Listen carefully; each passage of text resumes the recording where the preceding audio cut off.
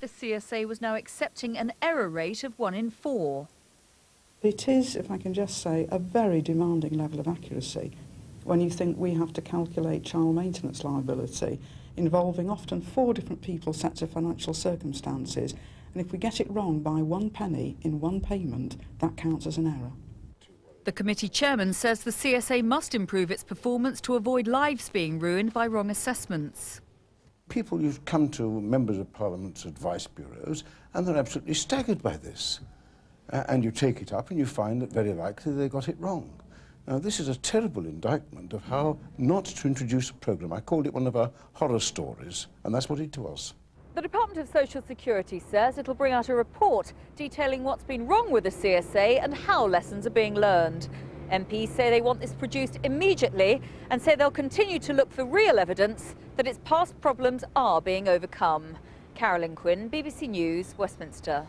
Victims of the failed Bank of Credit and Commerce International may at last get some compensation.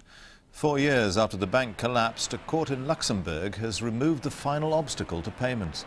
Creditors in Britain and around the world will receive an initial award next year of 20 pence for every pound they lost. Nearly 30 years after the death of the South American revolutionary Che Guevara, the mystery of what happened to his body may be close to a solution. Guevara, who fought alongside Fidel Castro in Cuba, was executed by the army in Bolivia, where he was leading a revolutionary movement.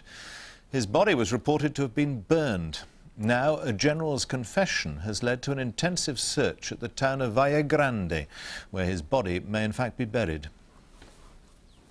In the southeast corner of Bolivia, high on the edge of the Andes Mountains, there's a little village that's become a shrine to the most celebrated guerrilla fighter of the post-war era. Ernesto Che Guevara was the godfather of revolution in Latin America, a legend even before he was executed here on October the 9th, 1967, on the orders of Bolivia's then military government. His body was never found. It was said to have been burned. But last month, a retired general, Vargas Salinas, admitted that he'd buried the bodies of Guevara and his men. He's been reprimanded for disclosing a military secret, and the man who buried Guevara has now been told to help dig him up. I've come back after a period of 28 years, and what we're interested in doing here is to retrace everything that happened 28 years ago. The search for Che's bones was ordered by Bolivia's president, Sanchez de Lozada, and has now become a national obsession. It started at the little airstrip in the town of Valle Grande, where the general claimed he'd buried Guevara. Ironically, it was soldiers who carried out the digging. The military controlled Bolivia until 13 years ago, and the circumstances of Guevara's death, when they ran the country, could still prove an embarrassment. Born an Argentinian, Che Guevara was Fidel Castro's right-hand man in the Cuban Revolution and then a Cuban government minister. He'd come to Bolivia with a plan to spark revolution right across South America. The campaign was a disaster. His training camp was discovered, Bolivian peasants betrayed his ragged armed band, and in October '67 they were trapped in this valley. Guevara was wounded and arrested, then killed the following day. Gary Prado took him into custody. He says he was shot because it was the easiest option. There was no death sentence in Bolivia, so the maximum would have been 30 years of jail. What to do with Che Guevara for 30 years? We still have no high-security jails in Bolivia. For a day, Che Guevara's corpse was laid out on public display. Then his hands were cut off and the body disappeared, assumed destroyed until now. As the digging continues, there's been a dramatic new development. A farmer told of a grave on his land. 3 bodies have been discovered so far, and the corpses, wearing boots, look more like those of guerrillas than peasants, though Che's handless remains are yet to be found. Already the Cubans are demanding that if Che's body is found, it should be sent to Cuba, and families of his companions, also executed without trial, are demanding compensation and a proper burial. Che Guevara's revolution failed, but he still haunts Bolivia as the search for his remains continues. Robin Denzelo, BBC News. And you can see Robin Denslow's full report on Newsnight on BBC 2 at 10:30. Leading rugby league players who've signed up for this summer's Super League will not be able to change clubs without the permission of Rupert Murdoch's News Corporation. The new contracts have angered some in the game, but a league spokesman said it was nonsense to suggest they'd given up control of any part of the sport to Mr Murdoch.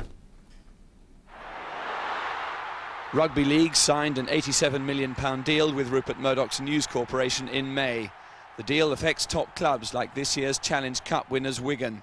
In dire financial straits, Rugby League desperately needed the money.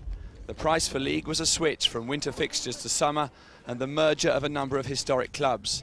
The condition for the best players is a restriction on transfers. The clause in their contract says you will not modify, amend or terminate your contract without News's prior written consent. Only the star players in the league have signed these contracts on top of their club packages, but they've been handsomely rewarded. We did sign loyalty agreements, and people did get sums of money for nothing basically at the time, and they all thought they took the money when I was on offer. But now as I say, there's no such thing as a free lunch, so now they're finding out the reason why they got that money. This won't affect most Wigan players who won't want to leave the best club in the land. Wigan have won virtually all the major trophies in the past 8 years. News Corporation apparently fears that this does not make very good television. By managing the transfer system, it can ensure a more level playing field and more exciting league action. We all want to be the best, don't we? And he wants good viewing figures on Sky, and he wants good performances.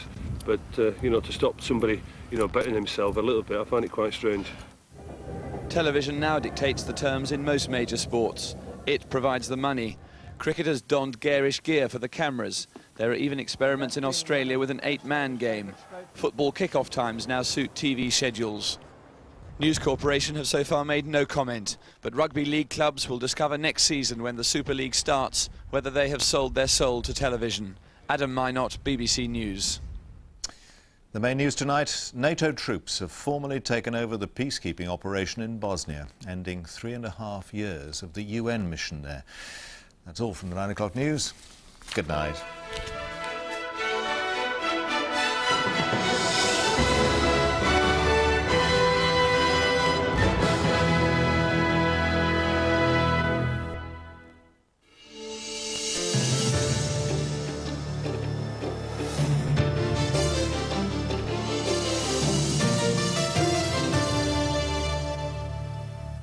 Good evening. The man who will be running trains in the West for the next 10 years has promised he'll improve and add to the service. Brian Scott will be at the head of the consortium Great Western Holdings, which is today being confirmed as the franchise winner. After 7 months of negotiating, another hold-up. The winner of the Great Western franchise was supposed to have been announced yesterday, but there was no result. When will there be an announcement about Great Western? Shortly, I hope. How shortly? Shortly. As soon as we've signed it, we will make an announcement. By this morning, though, all the forms had been signed, and Great Western's new owners arrived at Paddington Station for a press conference. They travelled on the 9 o'clock train from Swindon, one of the routes they'll be operating from next April. They'll see better customer service on our trains, better information, and later in the year they'll start to see trains painted in our new livery and refurbished trains coming on stream. Ministers always wanted the private sector to run the railways.